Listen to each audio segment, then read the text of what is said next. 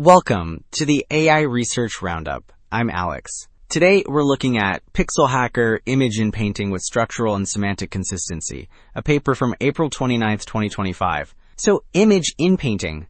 That's about intelligently filling in missing bits of a picture. The paper notes that current leading methods, what we call state-of-the-art, or SOTA, often struggle with complex details and making sure the filled parts are, well, semantically consistent, meaning they make logical sense. PixelHacker, a new diffusion-based model, tackles this. Diffusion-based models generate images by learning to reverse a noise process. This new model, PixelHacker, uses Latent Categories Guidance to better understand foreground and background, aiming for much more coherent and realistic fill-ins. And if you want to see this in action or dive into the details, the team has set up a GitHub repository for PixelHacker. Right now, the README file there outlines its leading performance, and they've also launched a project page with a bunch of demos. The actual code for this work, well, that's expected to be released soon. Alright, so this first figure really shows off PixelHacker's capabilities through qualitative comparisons, meaning we're looking at the actual visual results of the inpainting, not just performance scores. For instance, in example A, a handbag on a tree trunk is masked for removal. PixelHacker does a fantastic job. It just fills in the area with really convincing tree bark. Other methods shown, like SDXL Inpainting or PowerPaint, sometimes generate odd objects or less coherent textures. PixelHacker, however, excels at maintaining that structural and semantic consistency we discussed, making the filled-in parts look natural in both complex examples shown. Okay, so after seeing those impressive visual fill-ins, Figure 3 now gives us a look at how PixelHacker learns to achieve them, specifically focusing on its Latent Categories Guidance. This figure illustrates different types of masks used during training. A mask, well, it's essentially the defined area in an image that the AI needs to fill or pay attention to. We see an object semantic mask, which highlights something specific, like the bench here, and that's used for the foreground embedding. An embedding, in this context, is like a compact digital signature that represents the features of the foreground. Then for the background embedding, it uses scene semantic masks, random brush masks, and random object masks. This variety helps the Latent Categories Guidance learn to distinguish between what's important foreground content and what's background context. Alright, so we've seen how Latent Categories Guidance creates those foreground and background embeddings, drawing from many distinct object and scene categories. Figure 2 now shows the overall PixelHacker pipeline, how this, quote, latent diffusion model uses them. The input image and mask are first encoded into a, quote, latent space, a compressed, abstract version of the image.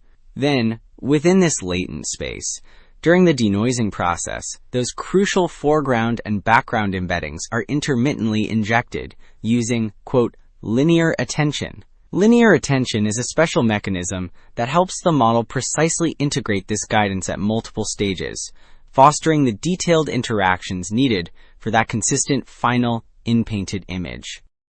Okay, so we just talked about how those foreground and background embeddings are intermittently injected into the denoising process using linear attention. Figure 4 now gives us a close-up look at a single such interaction, how the Latent Categories Guidance embeddings actually connect with the image's latent features.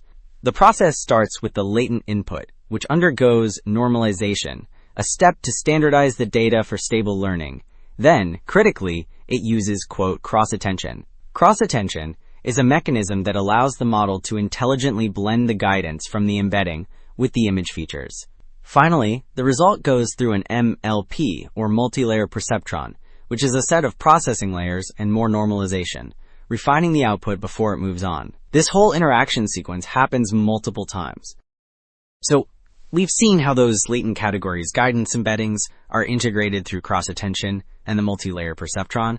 Now, Table 1 here gives us some hard data, a quantitative comparison of PixelHacker with other leading methods on the Places 2 test set. It shows performance using two key metrics, FID, or Fréchet Inception Distance, which measures how realistic the generated images are overall, and LPIPS, which stands for Learned Perceptual Image Patch Similarity, gauging how perceptually similar the filled-in parts are to what a human eye would expect.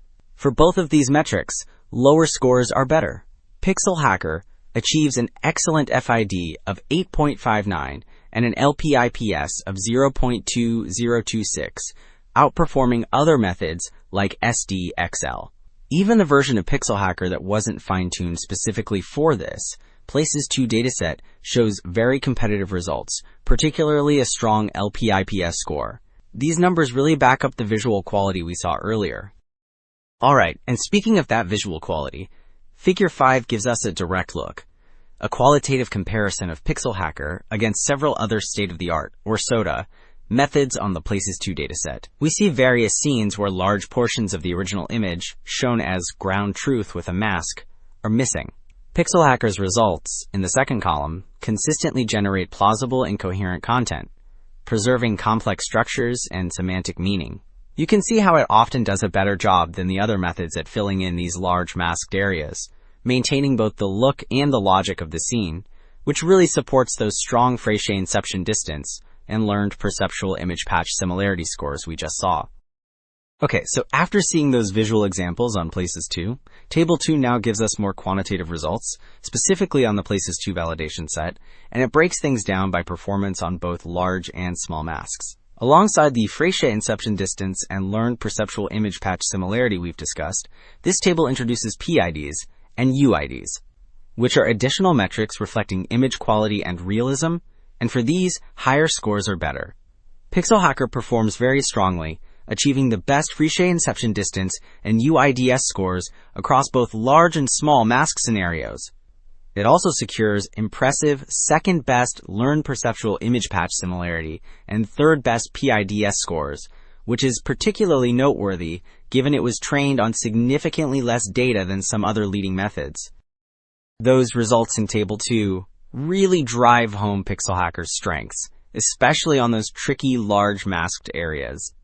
The key here seems to be that Latent Categories Guidance, helping it achieve impressive structural and semantic consistency. This matters because it pushes the boundaries of what's possible in image inpainting, leading to more realistic and contextually accurate results for all sorts of applications. And that's our show for today on AI Research Roundup.